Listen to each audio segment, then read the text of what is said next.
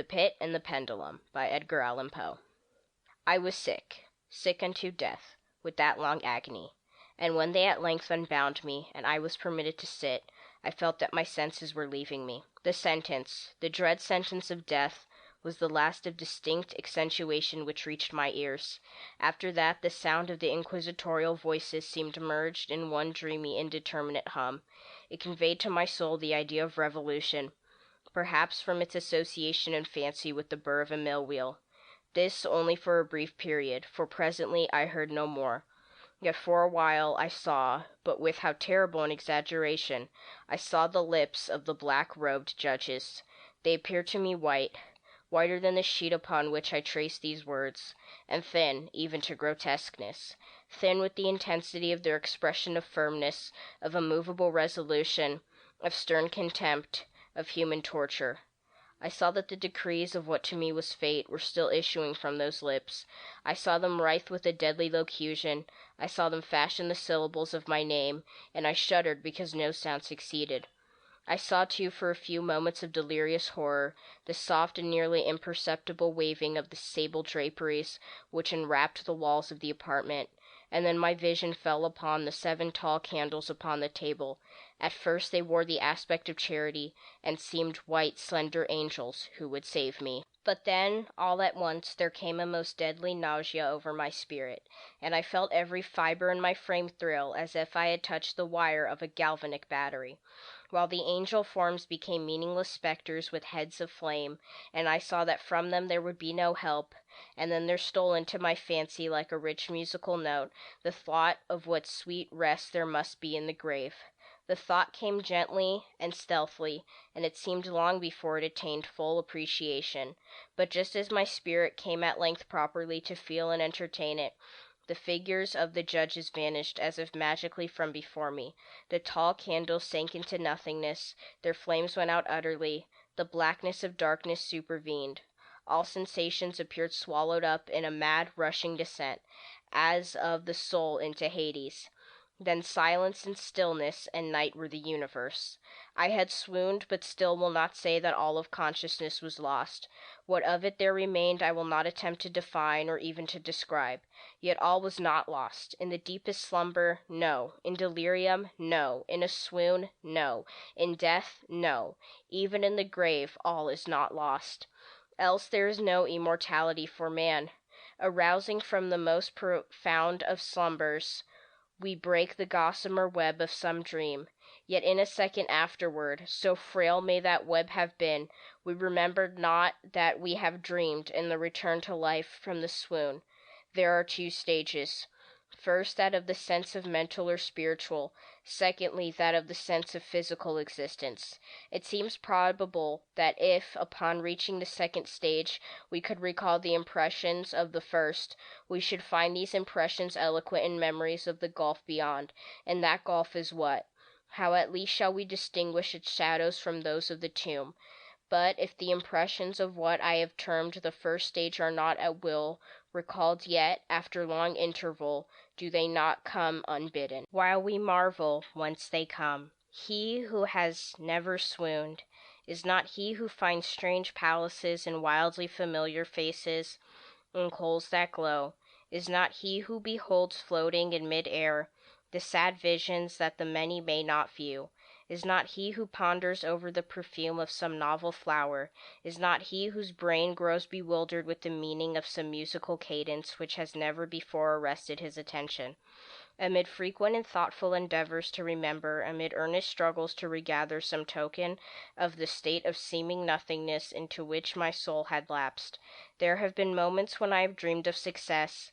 There have been brief, very brief periods when I have conjured up remembrances which the lucid reason of a later epoch assures me could have had reference only to that condition of seeming unconsciousness.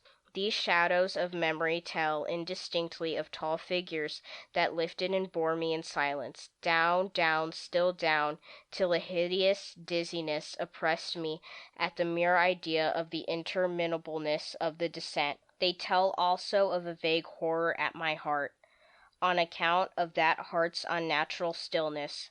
Then comes a sense of sudden motionlessness throughout all things, as if those who bore me, a ghastly train, had outrun in their descent the limits of the limitless, and paused from the wearisomeness of their toil. After this I call to mind flatness and dampness, and then all is madness. The madness of a memory which busies itself among forbidden things. Very suddenly there came back to my soul motion and sound, the tumultuous motion of the heart, and in my ears the sound of its beating.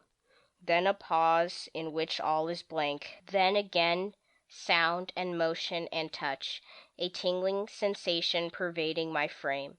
Then the mere consciousness of existence without thought, a condition which lasted long, then very suddenly thought and shuddering terror, and earnest endeavor to comprehend my true state. Then a strong desire to lapse into insensibility.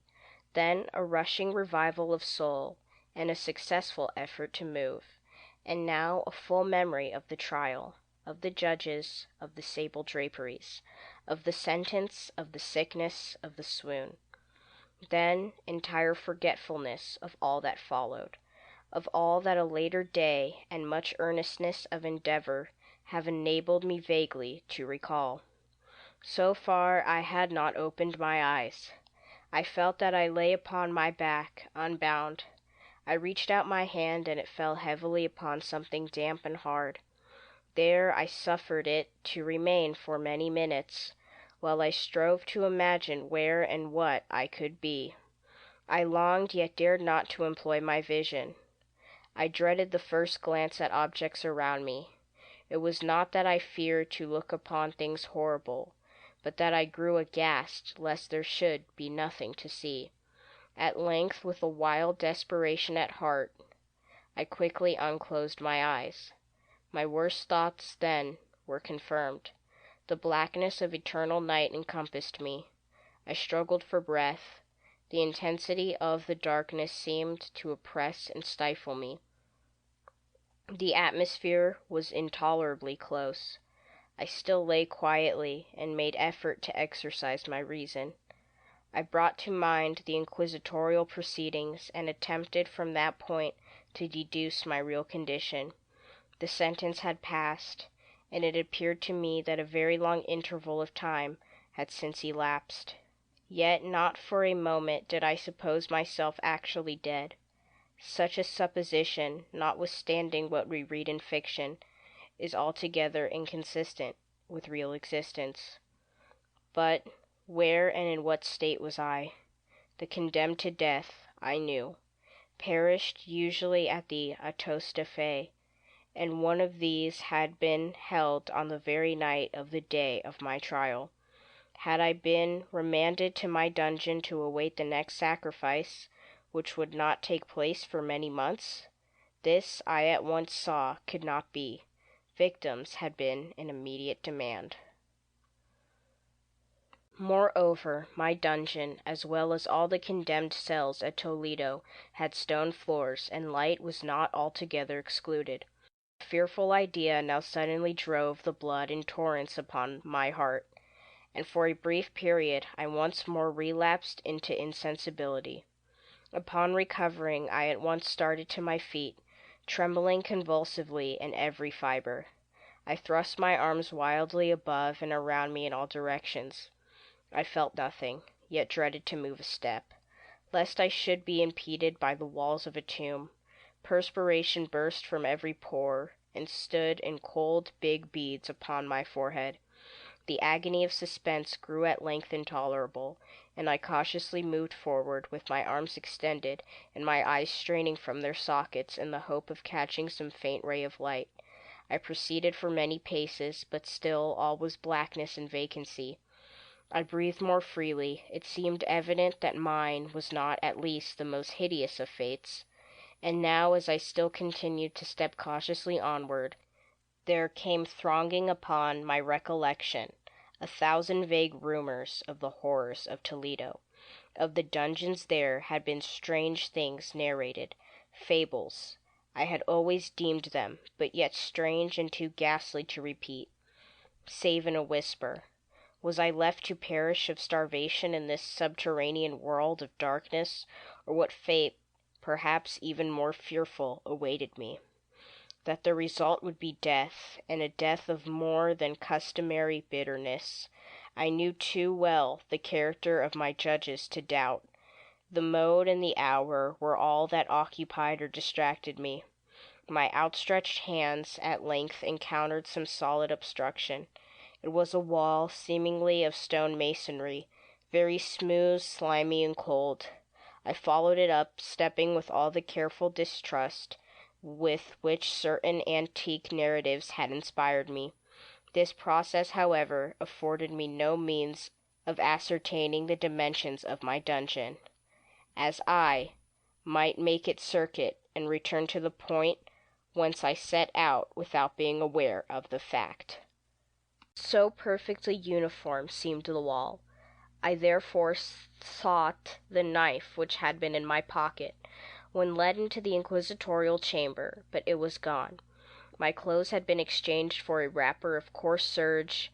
I had thought of forcing the blade in some minute crevice of the masonry, so as to identify my point of departure. The difficulty, nevertheless, was but trivial, although in the disorder of my fancy it seemed at first insuperable. I tore part of the hem from the robe and placed the fragment at full length, and at right angles to the wall. In groping my way around the prison, I could not fail to encounter this rag upon completing the circuit. So at least I thought, but I had not counted upon the extent of the dungeon or upon my own weakness. The ground was moist and slippery. I staggered onward for some time. When I stumbled and fell, my excessive fatigue induced me to remain prostrate, and sleep soon overtook me as I lay. Upon wakening and stretching forth an arm, I found beside me a loaf and a pitcher with water. I was too much exhausted to reflect upon the circumstance, but ate and drank with avidity. Shortly afterwards I resumed my tour around the prison, and, with much toil, came at last upon the fragment of the serge. Up to the period when I fell, I had counted 52 paces, and upon resuming my walk I had counted 48 more. When arriving at the rag, there were in all, then, 100 paces, and admitting 2 paces to the yard, I presumed the dungeon to be 50 yards in circuit. I had met, however, with many angles in the wall, and thus I could form no guess at the shape of the vault. For vault I could not help supposing it to be. I had little object, certainly, no hope in these researches, but a vague curiosity prompted me to continue them. Quitting the wall, I resolved to cross the area of the enclosure. At first I proceeded with extreme caution, for the floor, although seemingly of solid material, was treacherous with slime. At length, however, I took courage, and did not hesitate to step firmly, endeavoring to cross in as direct a line as possible. I had advanced some 10 or 12 paces in this manner, when the remnant of the torn hem of my robe became entangled between my legs. I stepped on it and fell violently on my face. In the confusion attending my fall, I did not immediately apprehend a somewhat startling circumstance, which yet in a few seconds afterward, and while I still lay prostrate, arrested my attention. It was this: my chin rested upon the floor of the prison, but my lips and the upper portion of my head, although seemingly at a less elevation than the chin, touched nothing. At the same time my forehead seemed bathed in a clammy vapor, and the peculiar smell of decayed fungus arose to my nostrils. I put forward my arm, and shuddered to find that I had fallen at the very brink of a circular pit, whose extent, of course, I had no means of ascertaining at the moment. Groping about the masonry just below the margin, I succeeded in dislodging a small fragment, and let it fall into the abyss. For many seconds I hearkened to its reverberations as it dashed against the sides of the chasm in its descent. At length there was a sudden plunge into water, succeeded by loud echoes. At the same moment there came a sound resembling the quick opening and as rapid closing of a door overhead, while a faint gleam of light flashed suddenly through the gloom, and as suddenly faded away. I saw clearly the doom which had been prepared for me, and congratulated myself upon the timely accident by which I had escaped. Another step before my fall, and the world had seen me no more, and the death just avoided was of that very character which I had regarded as fabulous and frivolous in the tales respecting the Inquisition. To the victims of its tyranny, there was the choice of death, with its direst physical agonies, or death, with its most hideous moral horrors. I had been reserved for the latter. By long suffering my nerves had been unstrung, until I trembled at the sound of my own voice, and had become in every respect a fitting subject for the species of torture which awaited me. Shaking in every limb, I groped my way back to the wall, resolving there to perish rather than risk the terrors of the wells, of which my imagination now pictured many in various positions about the dungeon. In other conditions of mind, I might have had courage to end my misery at once, by a plunge into one of these abysses, but now I was the veriest of cowards. Neither could I forget what I had read of these pits, that the sudden extinction of life formed no part of their most horrible plan.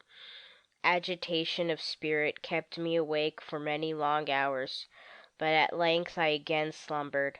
Upon arousing, I found by my side, as before, a loaf and a pitcher of water.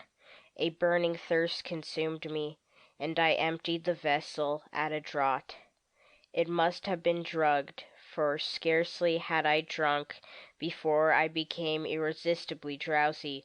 A deep sleep fell upon me, a sleep like that of death. How long it lasted, of course, I know not, but when once again I unclosed my eyes, the objects around me were visible. By a wild sulphurous lustre, the origin of which I could not at first determine, I was enabled to see the extent and aspect of the prison. In its size I had been greatly mistaken. The whole circuit of its walls did not exceed 25 yards. For some minutes this fact occasioned me a world of vain trouble, vain indeed. For what could be of less importance, under the terrible circumstances which environed me, than the mere dimensions of my dungeon?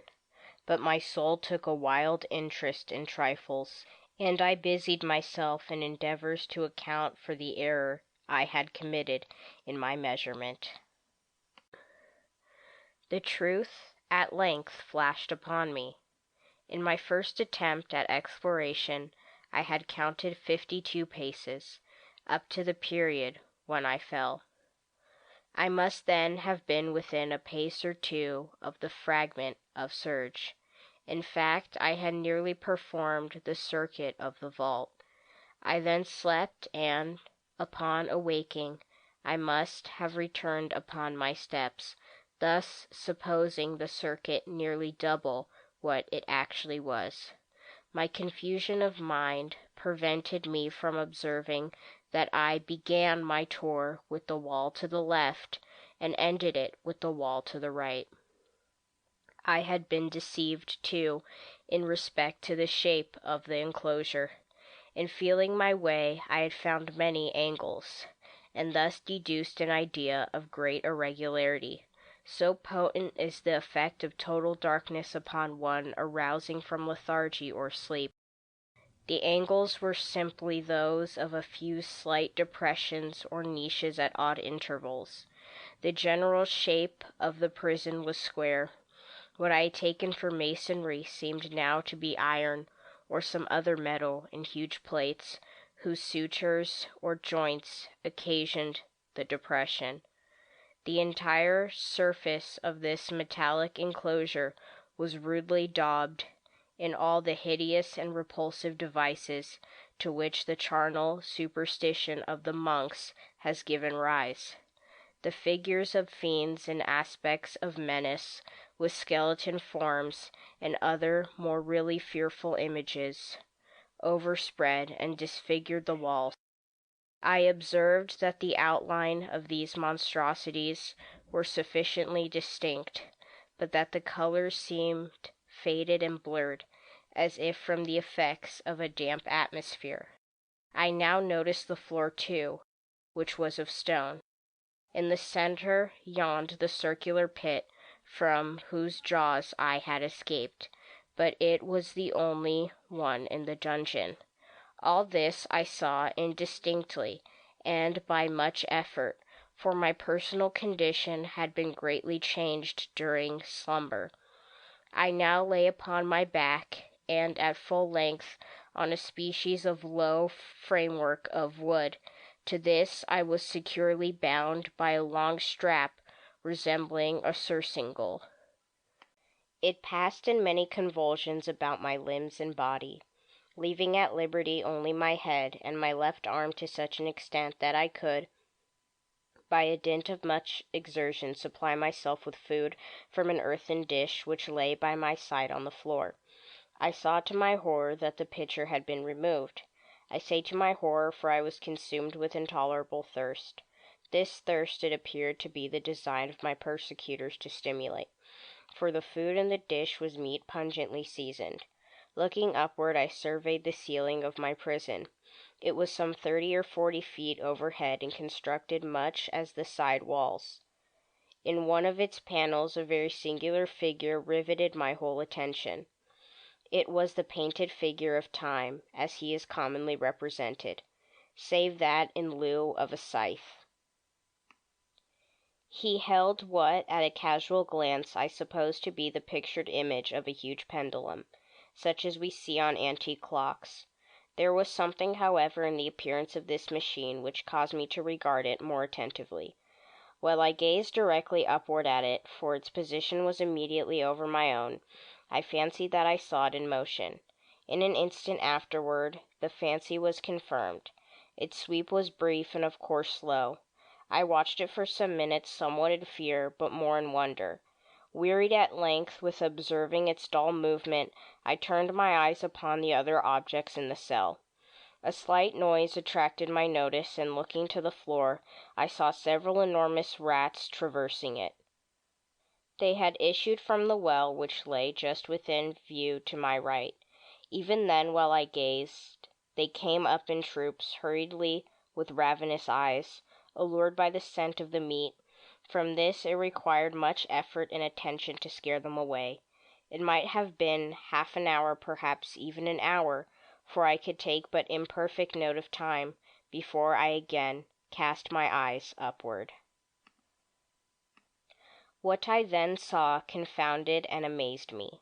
The sweep of the pendulum had increased in extent by nearly a yard. As a natural consequence, its velocity was also much greater. But what mainly disturbed me was the idea that it had perceptibly descended.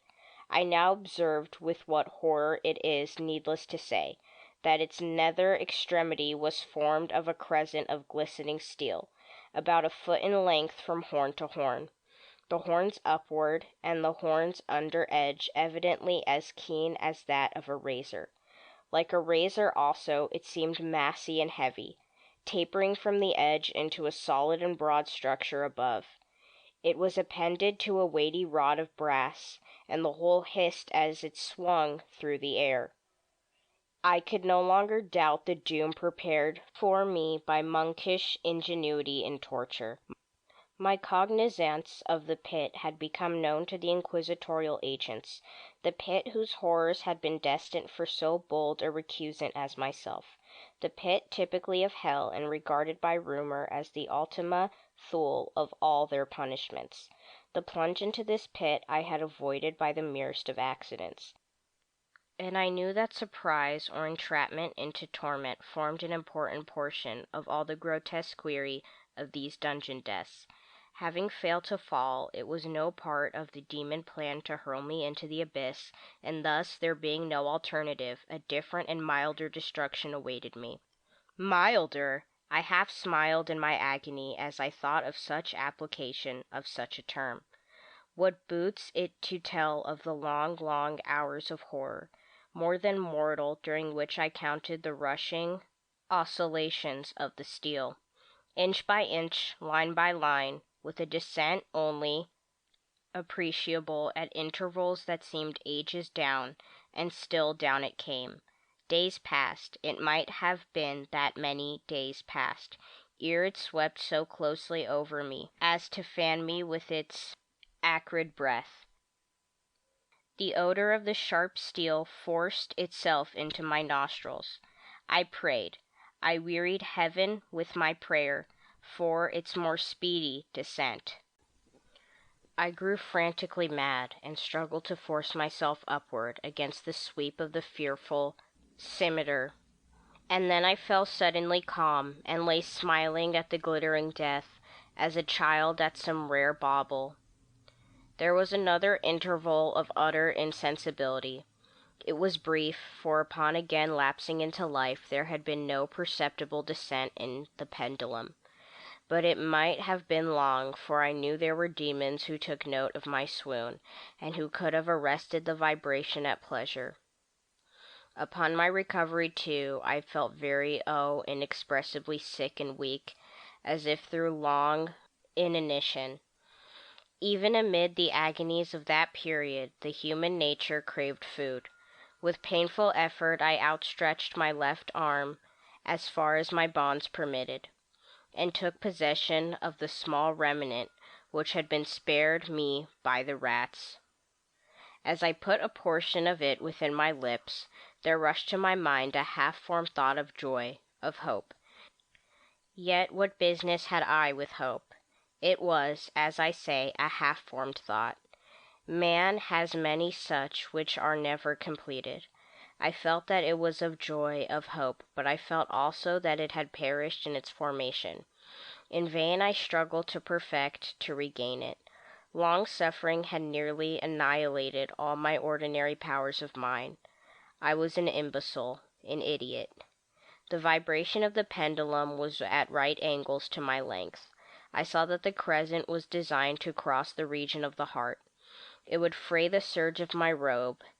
It would return and repeat its operations again and again, notwithstanding its terrifically wide sweep, some 30 feet or more, and the hissing vigor of its descent sufficient to sunder these very walls of iron. Still the fraying of my robe would be all that, for several minutes, it would accomplish, and at this thought I paused. I dared not to go further than this reflection. I dwelt upon it with a pertinacity of attention, as if in so dwelling I could arrest here the descent of the steel. I forced myself to ponder upon the sound of the crescent as it should pass across the garment, upon the peculiar thrilling sensation which the friction of cloth produces on the nerves. I pondered upon all this frivolity until my teeth were on edge. Down steadily, down it crept. I took a frenzied pleasure in contrasting its downward with its lateral velocity, to the right, to the left, far and wide, with the shriek of a damned spirit, to my heart with the stealthy pace of the tiger. I alternately laughed and howled as the one or the other idea grew predominant. Down, certainly, relentlessly down. It vibrated within 3 inches of my bosom. I struggled violently, furiously, to free my left arm. This was free only from the elbow to the hand. I could reach the latter from the platter beside me to my mouth with great effort, but no farther. Could I have broken the fastenings above the elbow, I would have seized and attempted to arrest the pendulum. I might as well have attempted to arrest an avalanche. Down still, unceasingly still, inevitably down, I gasped and struggled at each vibration. I shrunk convulsively at its every sweep. My eyes followed its outward or upward whirls with the eagerness of the most unmeaning despair. They closed themselves spasmodically at the descent, although death would have been a relief. Oh, how unspeakable! Still I quivered in every nerve to think how slight a sinking of the machinery would precipitate that keen, glistening axe upon my bosom.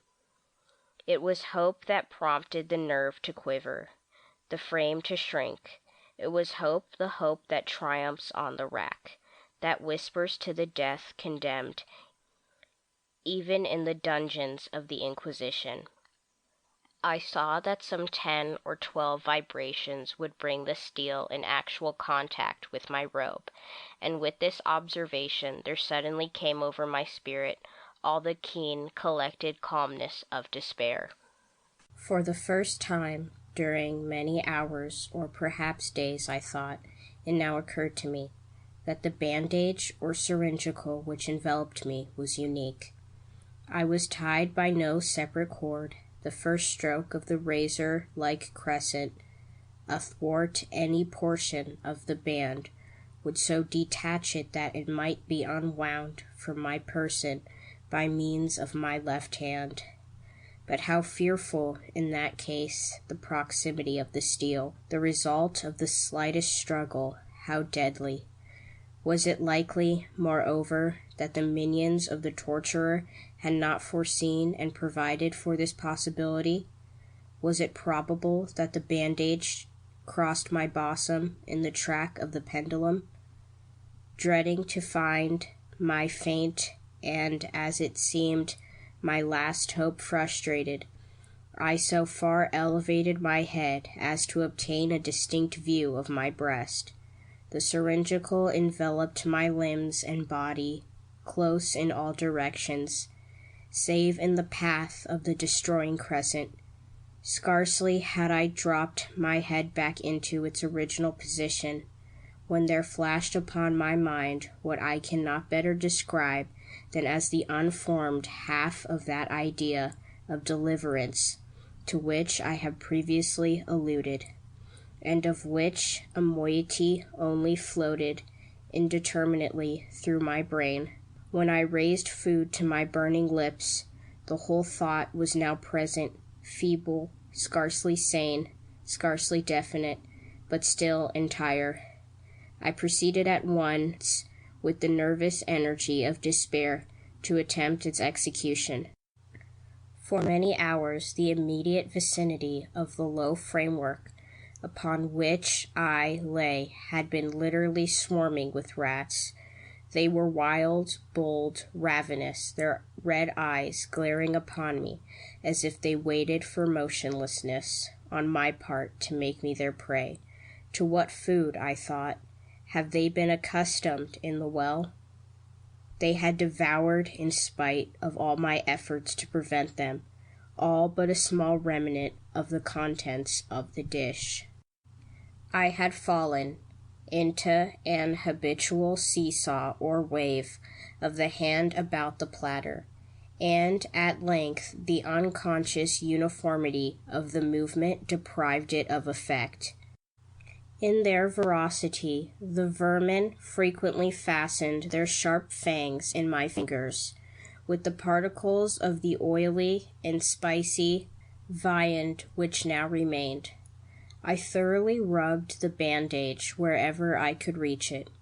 Then, raising my hand from the floor, I lay breathlessly still. At first, the ravenous animals were startled and terrified at the change, at the cessation of movement. They shrank, alarmed, back. Many sought the well, but this was only for a moment. I had not counted in vain upon their ferocity. Observing that I remained without motion, one or two of the boldest leaped upon the framework and smelt at the surcingle. This seemed the signal for a general rush. Forth from the well they hurried in fresh troops. They clung to the wood, they overran it, and leaped in hundreds upon my person. The measured movement of the pendulum disturbed them not at all. Avoiding its strokes, they busied themselves with the anointed bandage. They pressed, they swarmed upon me in ever-accumulating heaps. They writhed upon my throat, their cold lips sought my own. I was half stifled by their thronging pressure. Disgust, for which the world has no name, swelled my bosom, and chilled, with a heavy clamminess, my heart. Yet 1 minute, and I felt that the struggle would be over.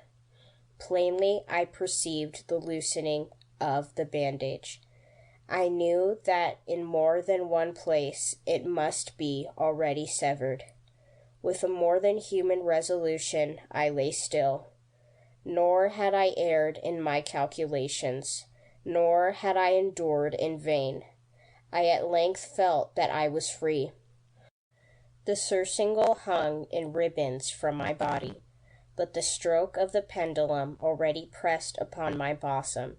It had divided the serge of the rope, it had cut through the linen beneath. Twice again it swung, and a sharp sense of pain shot through every nerve. But moments of escape had arrived. At a wave of my hand, my deliverers hurried tumultuously away.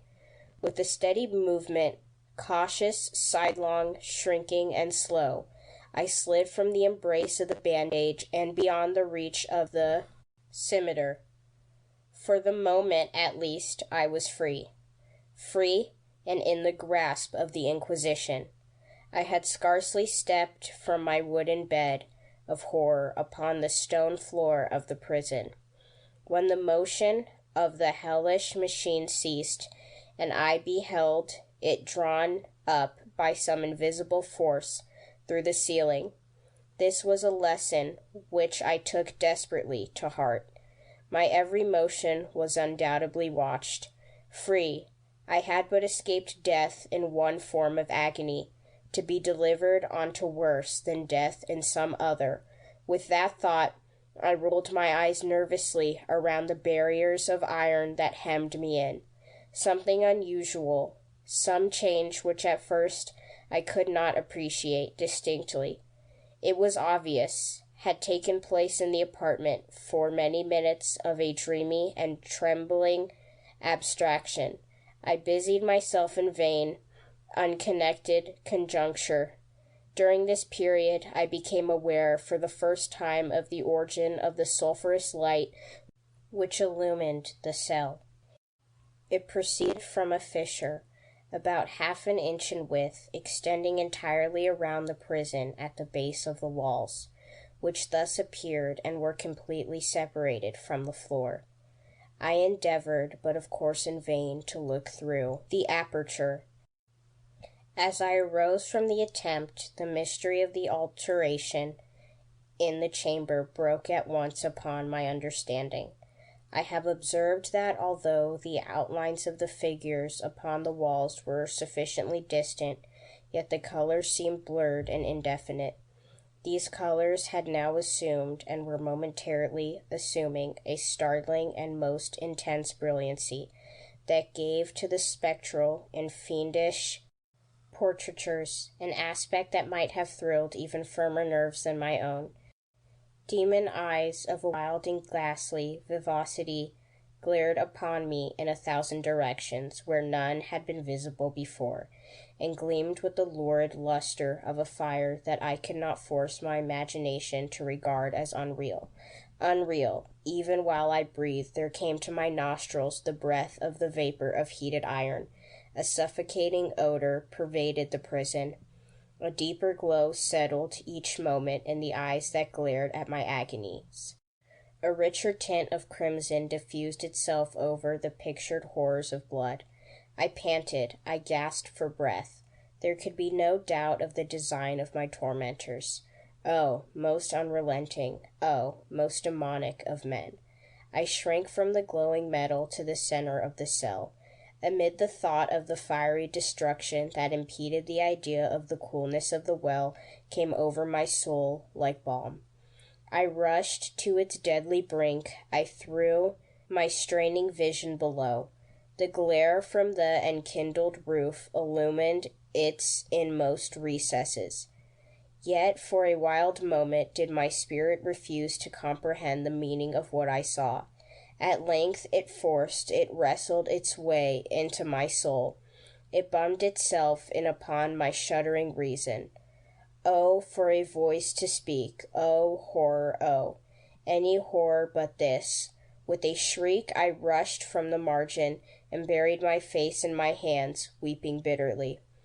The heat rapidly increased, and once again I looked up shuddering, as with a fit of the ague. There had been a second change in the cell, and now the change was obviously in the form. As before, it was in vain that I at first endeavored to appreciate or understand what was taking place. But not long was I left in doubt. The inquisitorial vengeance had been hurried by my twofold escape, and there was to be no more dallying with the king of terrors. The room had been square. I saw that 2 of its iron angles were now acute, 2 consequently obtuse. The fearful difference quickly increased with a low rumbling or moaning sound. In an instant the apartment had shifted its form into that of a lozenge, but the alteration stopped not here. I neither hoped nor desired it to stop. I could have clasped the red walls to my bosom as a garment of eternal peace. Death, I said, any death but that of the pit. Fool, might I not have known that into the pit it was the object of the burning iron to urge me? Could I resist its glow? Or if even that, could I withstand its pressure? And now flatter and flatter grew the lozenge, with a rapidity that left me no time for contemplation. Its center, and of course its greatest width, came just over the yawning gulf. I shrank back, but the closing walls pressed me relentlessly onward. At a length for my seared and withering body, there was no longer an inch of foothold on the firm floor of the prison. I struggled no more, but the agony of my soul found vent in one loud, long, and final scream of despair. I felt that I tottered upon the brink. I averted my eyes. There was a discordant hum of human voices. There was a loud blast as of many trumpets. There was a harsh grating as of 1,000 thunders. The fiery walls rushed back. An outstretched arm caught my own as I fell, fainting into the abyss. It was that of General Lasalle. The French army had entered Toledo. The Inquisition was in the hands of its enemies. End of The Pit and the Pendulum by Edgar Allan Poe. Recording by Sarah Jobber.